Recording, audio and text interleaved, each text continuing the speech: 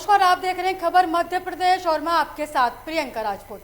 Bulletin की शुरुआत करेंगे इस वक्त की अहम खबर के साथ। अखिल भारतीय बाघ गणना 2022 के लिए 17 नवंबर से शुरू कर दी जाएगी, जिसके बाद वन विभाग द्वारा लगातार जंगलों में जाकर बाघ व तेंदुए की पैग मार्क, खरोच और विस्टा इन सब की तस्वीरें लेकर ऐप के माध्यम से गणना कर रहे हैं। वहीं कैमरे में भी लगाए गए जिससे कि वन्य प्रणालियों की तस्वीरें आ सकें। ये बाघ गणना 4 साल में एक बार होती है। पिछली गणना 2018 में की गई थी। वहीं पिछली बार की अपेक्षा इस बार जो आंकड़े आए हुए हैं वो काफी चौंकाने वाले हैं। करीब 145 बीटें हैं, जिसमें साउथ वन मंडल की हमारी 6 रेंजेस की बीटें हैं करीब 122 और शेष लामटा की। इस प्रकार से कुल 145-146 बीटों में हम लोग ने आज प्रातः सवेरे 6 साढ़े 6 बजे से बाघ आकलन 2022 का कार्य प्रारंभ किया है और बड़े सकारात्मक नतीजे हम लोगों को मिल रहे हैं। अधिकांश क्षेत्रों में हमें बाघ के साक्ष्य। बालाघाट की पहचान पूरे एशिया में बनाने वाले हिंदुस्तान कॉपर लिमिटेड मलाज खंड को निजी हाथों में सौंपने की तैयारी की आशंका और स्थानीय लोगों को रोजगार न देने के विरोध में लोगों ने धरना प्रदर्शन किया। प्रदर्शन का समर्थन कर रहे सामाजिक कार्यकर्ता ध्रुव किशोर मेरावी ने मीडिया को धन्यवाद देते हुए बताया कि हिंदुस्तान कॉपर लिमिटेड को निजी हाथों में सौंपने की तैयारी की जा रही है, जिसके लिए निजी कंपनी के लोग हेलीकॉप्टर से मलाजखंड पहुंचे हैं, जिसका हम विरोध करते हैं। ये कंपनियां अपने साथ अधिक कर्मचारी और मजदूर लेकर आती हैं, जिससे स्थानीय लोगों को रोजगार नहीं मिलता। सबसे पहले तो मैं मीडिया का बहुत बहुत धन्यवाद करता हूं कि हमारी बातों को संज्ञान में लेने के लिए मीडिया के साथी यहां पर पहुंचे हैं। और यह धरना किसी व्यक्ति विशेष से किसी व्यक्ति संगठन का नहीं है। यहाँ के हमारे क्षेत्र के जो लोग हैं, जो बरसों से निवास कर रहे हैं, उनके द्वारा ये धरना का आज आह्वान किया गया है। और आज ही हमारे संज्ञान में आया कि त्रिवेणी कंपनी के जो डेलीगेशन है वो हेलीकॉप्टर के द्वारा हिंदुस्तान कॉपर प्रोजेक्ट में आया हुआ है। और ये जानकारी चर्चा में है कि ये हिंदुस्तान कॉपर प्रोजेक्ट को निजीकरण में निजी हाथों में दिया जा रहा है। पहले भी बहुत सारी कंपनियां हैं यहाँ पर जो भूमिगत खदान के नाम से। भोपाल के निशानपुरा क्षेत्र में घर के बाहर खरगोश भागने पर पत्नी ने पति को पीटा, तो वहीं नाराज पति ने बदला लेने के लिए पत्नी की हत्या कर दी। और यही नहीं, हत्या को हादसा बताने के लिए उसने तेल डालकर आग भी लगा दी। जानकारी के मुताबिक कृष्णाबाई सोनी ने करीब 5 साल पहले कुलदीप सोनी से दूसरी शादी की थी। दोनों शराब पीने के आदी थे और शनिवार देर रात करीब 2:30 बजे दोनों ने एक साथ शराब पी थी। बोले सर, निशानपुरा में एक हत्या का मामला आया है, जहां पर पति ने अपनी पत्नी की हत्या की। क्या मामला है?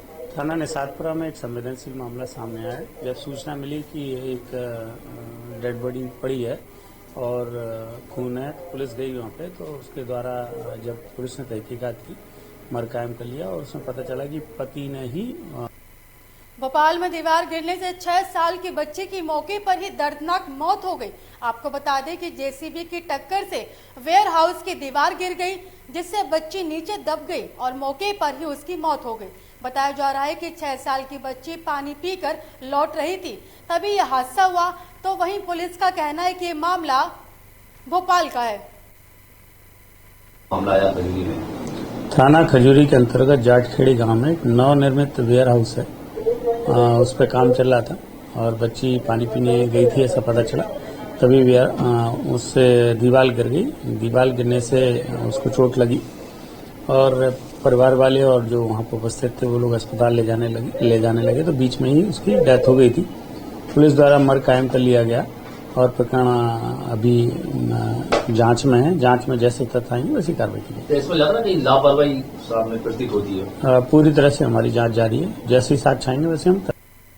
नजीराबाद इलाके में महिला की हत्या के मामले में पुलिस ने एक आरोपी को हिरासत में लिया है। पुलिस ने बताया कि हत्या का कारण पुराने संबंध बताए जा रहे हैं। पूरे मामले की जांच में खुलासा और होगा। नजीराबाद इलाके में एक 35 साल की महिला की नृशंस हत्या करने वाले आरोपी को पुलिस ने गिरफ्तार करने में सफलता हासिल की है। पुलिस पूछताछ में आरोपी ने हत्या करने की वारदात को कबूल किया है। की गई थी, उसके डेड बॉडी जो है आगे में खून से लथपथ पड़ी हुई थी। इस मामले में अब तक की इन्वेस्टिगेशन में क्या हुआ, आरोपी की क्या इसमें गिरफ्तार कर लिया? थाना नजीरवाद में एक बड़ा ही संवेदनशील मामला सामने आया जब ज्ञात हुआ कि एक लेडी खून से लथपथ डेड बॉडी पड़ी हुई है।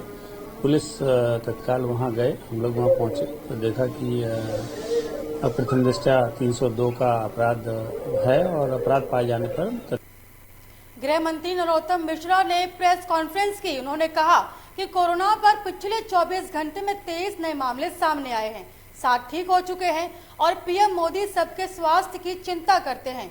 आयुर्वेद भी हमारी प्राचीन पद्धति है। केंद्र सरकार को धन्यवाद देता हूं और भोपाल और इंदौर विकास के क्षेत्र में नए आयाम छू रहे हैं। सभी क्षेत्रों में दोनों शहर आगे हैं। कमिश्नर प्रणाली से पुलिस व्यवस्था और मजबूत होगी। ऐसा भ्रम न फैलाएं कि 35 हैं या 37 हैं, ऐसा नहीं है। मैंने संख्या आपको बताई कि 13 प्रकरण नए आए हैं और 7 लोग ठीक होके गए हैं। मैं वैसे भी एक प्रार्थना करना चाहता हूं कि सभी लोग वैक्सीन का टीका लगवा लें, पर कोरोना की मारक क्षमता कम हुई है ये तो तय बात है और इसलिए घबराने की आवश्यकता इसमें कम है। बाकी और रोगों की तरह हमें भी थोड़ा सा इसके साथ रहने की आदत डालें। सरकार पूरी तरह से जागरूक है।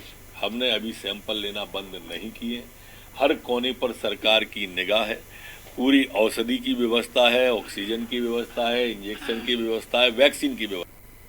भोपाल के विधायक रामेश्वर शर्मा एक सभा में कांग्रेसियों को घुटने तोड़ देने की बात कह रहे हैं, तो दूसरी तरफ रीवा के विधायक केपी त्रिपाठी कांग्रेसियों को जमीन में गाड़ने की बात कर रहे हैं।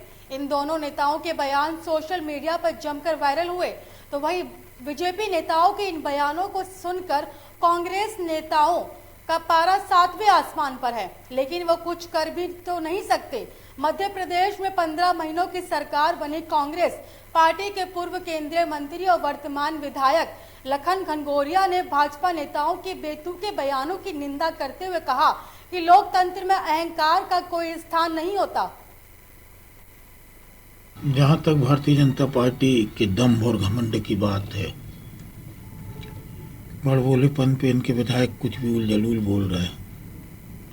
रामेश्वर शर्मा जी हों चाहे दीगर कोई विधायक हो, उसको एक चीज समझ लेना चाहिए कि लोकतंत्र में अहंकार का कहीं स्थान नहीं होता है। लोकतंत्र में अच्छे अच्छे सम्राट राजा। जबलपुर में नेपियर टाउन में एक बिल्डर के ऑफिस में घुसकर पूर्व कांग्रेस विधायक मधु भगत ने कंपनी के मैनेजर के साथ मारपीट की और इस मामले में पीड़ित की शिकायत पर ओमती पुलिस ने पूर्व विधायक के विरुद्ध मामला दर्ज किया है। तो वहीं पीड़ित हेमंत तिवारी ने बताया कि शनिवार की दोपहर वे अपने ऑफिस में बैठा हुआ था, तभी कांग्रेस के पूर्व विधायक मधु भगत वहां पहुंचे और मारपीट करना शुरू कर दिया। कल दिनांक 20 नवंबर को थाना ओमती में आवेदक हेमंत तिवारी द्वारा रिपोर्ट दर्ज कराई गई। उनके कार्यालय में आकर एक मारपीट की घटना हुई है, जिसमें उन्होंने पूर्व विधायक श्री मधु भगत जी के खिलाफ रिपोर्ट दर्ज कराई है। अभी इसमें मारपीट का प्रकरण पंजीबद्ध हुआ है और पुलिस विवेचना कर रही है। कितने लोगों के खिलाफ? अब एक आरोपी के खिलाफ मामला पंजीबद्ध है और जबलपुर में धारताल पुलिस ने हाईवे पर लूटपाट करने वाले 4 आरोपियों को गिरफ्तार किया है। पुलिस ने इनके पास से चोरी की 2 पहिया वाहन और बटनदार चाकू भी बरामद किए। साथ ही पुलिस ने बताया कि मदनलाल निवासी प्रदीप ने शिकायत दर्ज करवाई थी कि कुछ अज्ञात चोरों ने उसके साथ हाईवे पर लूट की घटना को अंजाम दिया था, जिसे पुलिस ने पीड़ित की शिकायत पर अज्ञात चोरों की जांच पड़ताल शुरू कर दी। बीती रात पुलिस जब हाईवे पर गश्त करने पहुंची तो उन्हें कुछ लोग संदिग्ध लगे। पुलिस ने जब उनसे पूछताछ की तो पता चला कि ये चारों हाईवे पर लूटपाट को अंजाम देने का कार्य करते हैं। दिनांक 14/11/2021 की घटना थी। हाईवे की जो बमनौदा चौराहा थाना पनागर अंतर्गत आता है, वहाँ की घटना थी। तो वहाँ पर कुल 4 लोगों ने लूट की घटना कारित की थी। तो कल शाम की बात है, कल लगभग 8:30 बजे, 7:30 साढ़े 8 बजे की बात है, और हमारी पेट्रोलिंग टीम थाना पनागर की और हाईवे में गश्त कर रही थी। तो उस दौरान 2 संदिग्ध लोग दिखाई पड़े, तो उनसे पूछताछ की गई, जिसको जो 14 तारीख की जो घटना हो।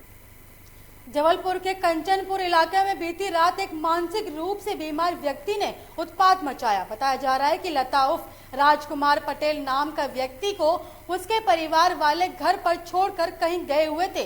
अकेलेपन से परेशान व्यक्ति को मानसिक दौरा पड़ा और वो घर के पास से निकलने वाले लोगों पर पत्थर फेंकने लगा। इस घटना में कुछ लोग घायल भी हुए। स्थानीय लोगों ने इसकी सूचना आधारताल पुलिस को दी और सूचना मिलते ही आधारताल पुलिस मौके पर पहुंची और स्थानीय लोगों की मदद से पुलिस ने उसे पकड़कर मेडिकल इलाज के लिए भिजवाया। व्यक्ति पत्थराव कर रहा था 2-2.5 घंटे से और काफी लोगों को चोटें भी आई, गाड़ियाँ भी तोड़ दी उसने। हाँ, ये मानसिक रूप से थोड़ा सा ग्रसित विक्षिप्त व्यक्ति है। इसका नाम लता उर्फ राजकुमार पटेल है। उम्र इसकी करीबन 50-52 वर्ष है। इमली चौराहा कंचनपुर में रहता है और परिजन उसके घर छोड़ के चले गए हैं, आज ही गए हैं जैसा कि क्षेत्रवासियों ने बताया। उसको मानसिक दौरा पड़ा तो उसने सड़क पर निकलने वाले काफ़ी लोगों के ऊपर अनावश्यक रूप से वही विक्षिप्तता की स्थिति में पथराव किया है। उससे कुछ शिवपुरी के करेरा थाना अंतर्गत सड़क पर खड़े डंपर में पीछे से कार घुसने से सड़क हादसे में एक की मौत हो गई और 10 लोग घायल हो गए। NH 27 हाईवे पर सामुदायिक स्वास्थ्य केंद्र के सामने ये घटना घटित हुई। जानकारी के अनुसार दुर्घटना रात की है, जहां हाईवे पर लाइट बंद कर डंपर खड़ा था, तभी झांसी की ओर से आ रही गामा कार पीछे से जा घुसी, जिसमें एक व्यक्ति की मौत हो गई और 10 लोग घायल हो गए।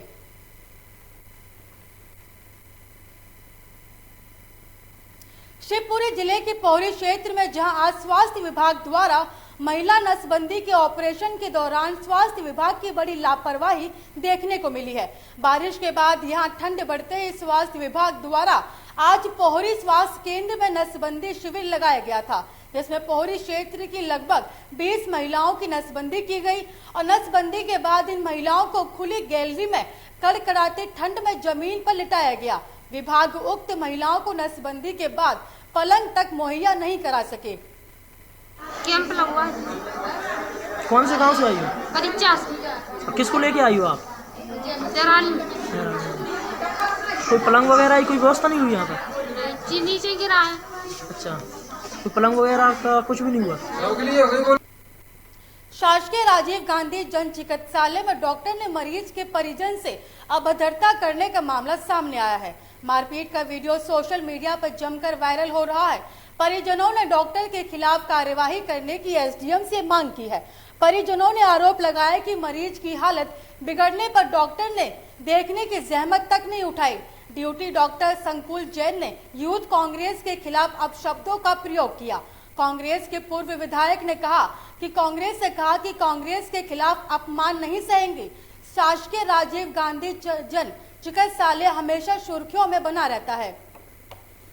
अपनी माँ को लेके गया था हॉस्पिटल, वहाँ पे मैं डॉक्टर साहब संकुल जैन थे ड्यूटी पर, उनसे बोला मैंने सर आप देख लो कि आ रहे हैं। कम से कम ऐसे मैं 10 बार गया हूँ। फिर से जब मैं पहुँचा तो वो बदतमीजी करने लगे। फिर मेरे छोटे भाई लोग थे, 3-4 लोग थे, तो वो लोग भी बोले तो गाली गलौज करने लगे और मार धाड़ पे उतरे आए। वो लोग ड्रिंक किए थे, एक और थे दानिश मिश्रा करके टोकशम, तो वो गाली गलौज करने लगे और लठ लेके पीछे दौड़े। वीडियो जो हमने सोशल मीडिया पर डाला है तो वो आपको स्पष्ट रूप से सब कुछ दिख रहा है उसमें। अभी जिला युवक कांग्रेस के अध्यक्ष चीनी भारद्वाज जी ने लाई है और मैंने उनसे कहा है कि आप जो भी संबंधित हमारे कार्यकर्ता साथी हैं उन्हें मेरे पास भेजिए, मैं उनसे पूरी स्थिति समझूं और युवक कांग्रेस हो या हमारी पार्टी का कोई भी संगठन हो, चाहे वो कितना ही बड़ा आदमी क्यों ना हो, शासकीय पद पर रहते हुए यदि वो संगठन के विरोध में बात करेगा।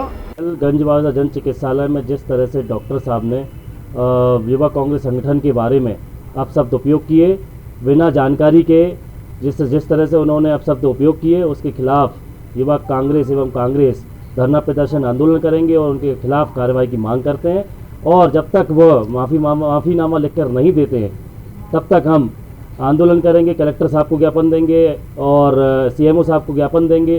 स्वास्थ्य मंत्री फिलहाल इस बुलेटिन में मुझे दीजिए इजाजत और देश की तमाम खबरों को देखने के लिए देखते रहिए लोकमंच न्यूज।